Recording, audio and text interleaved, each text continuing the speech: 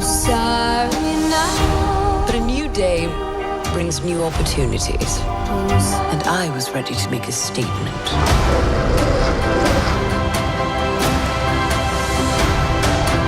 How does the saying go?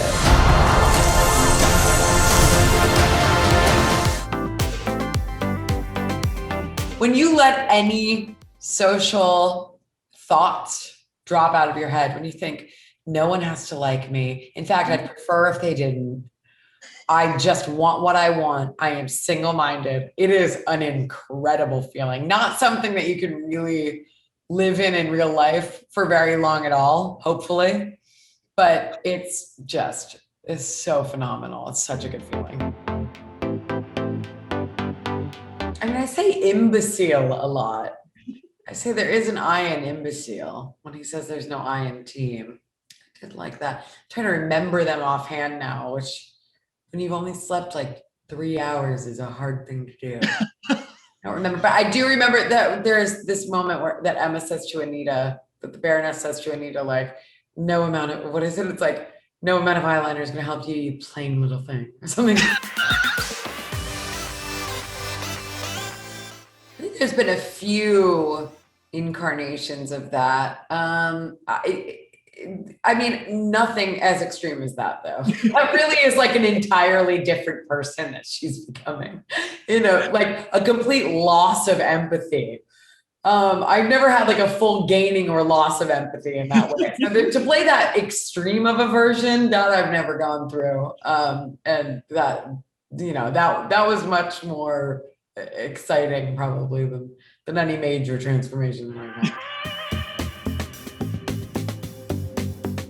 It was so amazing. Well, because Nadia Stacey, who did the hair and makeup, and then Jenny Bevan, who did the costumes, they're so brilliant. And they're just like doing their art on you. And then you get to look in the mirror and go like, I did none of this. And it's all been put on me.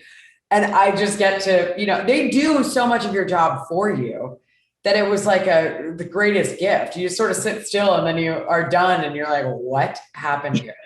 And Guy Common, who did my makeup, who is just, you need to look at his Instagram. It's unbelievable. It was really like, it's almost not fair. It's not fair. They did that and they sort of like get all the credit for Cruella in a way.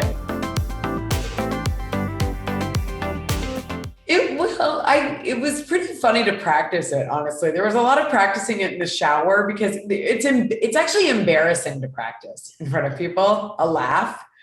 You can work on movement with people, or you can work on the dialect with my dialect coach, Neil Swain, but the laugh is like a very vulnerable thing to do in front of anybody else. Because if it's wrong, you're like, you don't want someone to go like, that's your Cruella laugh. It's a process, it's a process.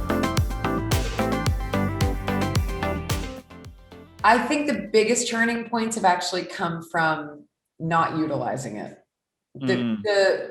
Any version of failure in my life or things that have gone really wrong because I didn't speak up for myself or speak up for what I needed to do. I've been sort of slapped in the face for that. And I don't mean physically. I mean, sort of like in work or in relationships, I've had a sort of like, like friendships. If you don't say what you feel and then and something goes amiss, you really do learn pretty quickly. Like, I need to speak up in moments like this, or people can't read your mind. So things can go really off the rails if you assume that people are going to be able to read your mind. So that's a turning point of using your voice in a positive way, whether it's with, people you love or especially at work.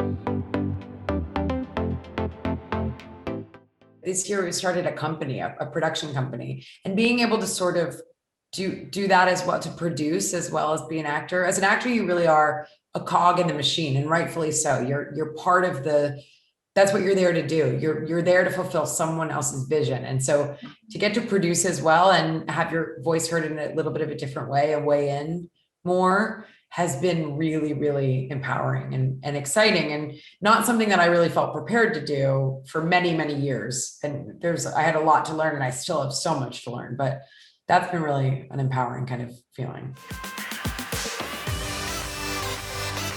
For an actor, you sort of have two options. One is that you can try to sort of fold into other people's ideas of you, what you can play, what you look like, what you are supposed to be. Or you can go, okay, you have to carve some type of path that is your own and just be sort of like not for everyone, not like someone that people aren't that into. Like there's like probably quite a lot of people that are like, she's not for me. No good. No, thank you. Which I get, because a lot of times I feel that way about me as well.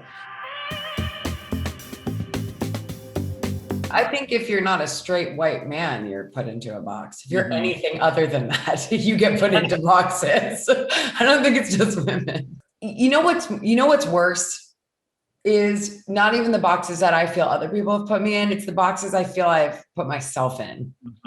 That's the harder thing to unpack for me, because I think from a young age, I thought I needed to be a particular way. And I had just so much anxiety and I was so convinced that I needed to do everything right, and I couldn't. So I think from a young age, I put myself into boxes from being anxious, and it really I think limited me for a really long time, and still does in some ways. Anyway, so that kind of, I guess those aren't necessarily boxes, but those are personality traits that I've held on myself. So it's almost worse than someone else doing it to you, because at least if someone else is doing it to you, you could be like, no, I'm going to break this. But when you're doing it to yourself, man, that's like a self-imprisonment. It sucks.